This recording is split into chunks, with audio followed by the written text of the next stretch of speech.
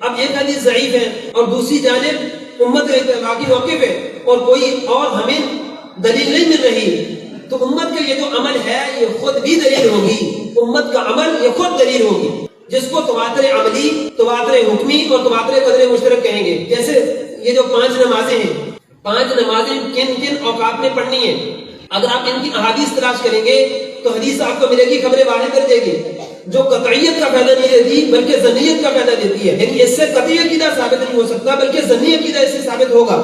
تو اب اگر کوئی بندہ یہ سوال کرے کہ بھائی آپ کے پاس کوئی حدیث ایسی قطعی دلالہ قطعی ثبوت نہیں ہے جس سے آپ یہ اوقات کی تعین کر سکیں کہ فجر اس وقت میں، ظہر اس وقت میں، عصر اس وقت میں، مغرب اور عشاء ان اوقات میں پڑھی جائے گی، تو ہم یہ کہیں گے بھائی امت کا جو اتفاقی عمل ہے، امت نے شروع سے لے کر آج تک ہمیں یہ بتایا کہ فجر، ظہر، عصر، مغرب، عشاء ان اوقات میں ہوگی، یہی ہماری دلیل ہے۔ آج ایمان کی بنیادوں کو ہلایا جا رہا ہے۔ غامدی صاحب کی 4 کتابیں، البرہان، مقامات، میزان اور البیان، بیان تفسیر ہے، اور بقیہ 3 کتابیں مسائل پر ہیں۔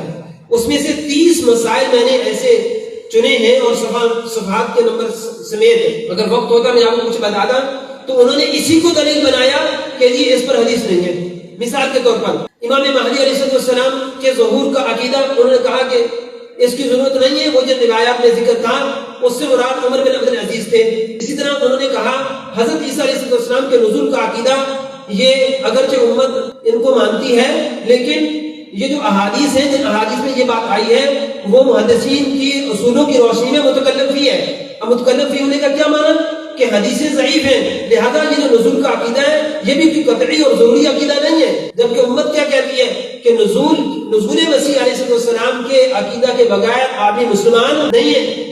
اسی طرح انہوں نے یہ کہا کہ باندی سے انسان کا ازدواجی تعلقات قائم کرنا صرف اپنی بیوی سے جائز ہے، باندی سے جائز نہیں ہے، یہ بھی امت کے اتفاقی عقیدہ سے انحراف ہے۔ داڑھی کے مسئلے میں انہوں نے کہا کہ یہ جو احادیث ہے نا یہ ایک اس پس منظر کے تحت بیان کی گئی کہ اس وقت کا مجموعی معاشرہ رویہ ایسا تھا کہ سب لوگ داڑیاں رکھتے تھے، لہذا ہمارے فقہاء اکرام کو ان احادیث کا مطلب سمجھ میں نہیں آیا۔ یہ غامدی صاحب کی بات نقل کر رہا ہوں۔ بھائی اب سوال یہ ہے کہ 1400 سال کے فقہاء مجتہدین تو یہ کہتے رہے کہ داڑھی سنت واجبہ ہے، اس کا رکھنا ضروری ہے، اور آپ یہ کہہ رہے ہیں کہ امت کا اتفاقی عقیدہ ایک طرف، فقہاء کو یہ مطلب سمجھ میں نہیں آیا، بلکہ جو بات میں کر رہا ہوں وہ صحیح ہے۔ یہ بات اس کی تسلیم ہوگی؟ کہتا ہے استمناء بالعیب جائز ہے، کیوں؟ اس لیے کہ کسی حدیث میں نہیں آیا۔ امت پوری کیا کہہ رہی ہے کہ جائز نہیں ہے۔ روزے کا کفارہ اسی حدیث سے استدلال کیا جو میں نے آپ کو حدیث سنائی شروع میں کہ حضور علیہ السلام نے صحابی کو کھجوروں کا ٹوکرا دیا، فرمایا خذہ واطعمہ اہلک، کہ ٹوکرا لے لو اپنے گھر والوں کو کھلا دو۔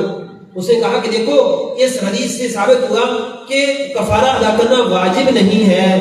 امت نے اس کو قبول نہیں کیا، لیکن غامدی صاحب استدلال کر تو امت نے اس کو قبول نہیں کیا۔ اسی طرح انہوں نے ایک اور استدلال کیا، اس کو سروگیٹ مدر کہتے ہیں۔ یہ مسئلہ میڈیا پر بہت چلا ہوا ہے، اور یہ جو یورپی ممالک ہیں ان میں تو یہ بہت زیادہ ہو رہا ہے۔ ایک میں نے اس کی ویڈیو دیکھی، جتنا یہ آپ کا مجمع شاید اس سے بڑا مجمع ہوگا۔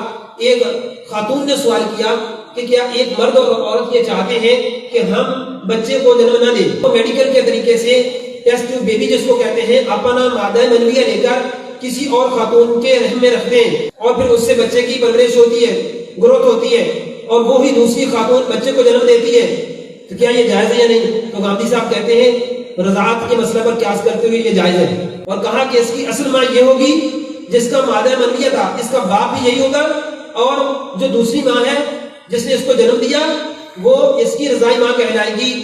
اب یہ جائز ہے؟ قرآن کیا کہتا ہے کہ تمہاری مائیں وہ ہیں کہ جنہوں نے تمہیں جنم دیا، اور غامدی صاحب کہتے ہیں نہیں، بلکہ تمہاری مائیں وہ ہیں جس کا مادہ منویہ نقل کیا گیا، بس وہ ماں ہے۔ وہ کہتے ہیں یہ جائز ہے۔ تو بھائی یہ ایک مسئلہ نہیں ہے۔ آپ سوشل میڈیا پہ ان نام نہاد اسکالر کی باتیں سنیں تو آپ کے رونگٹے کھڑے ہو جائیں گے۔ آج امت کی بنیادوں کو ہلانے کی کوشش کی جا رہی ہے، یہی الحاد ہے، اور اسی کو حدیث میں آیا یحمل هذا العلم من كل خلف عدوله، کہ اس علم کو ہر عادل لوگوں سے یعنی سلف صالحین سے اس کے عادل لوگ لیں گے، ينفون عنه تحریف الغالین، جو غلو کرنے والوں کی تحریف کی نفی کریں گے، ستھرا دین ان کے سامنے پیش کریں گے، وانتحال المبتلین، اور معنی کو باطل قرار دینے والے ان کے غلط انتصاب غلط معنی کی نفی کریں گے، وتعبیر الجاہلین، اور جاہل لوگوں کی تعبیر کو بھی ختم کریں گے۔ یہ وہی ہے جس کا نبی کریم صلی اللہ علیہ وسلم آج سے 1400 سال پہلے ہمیں درس دے کے گئے۔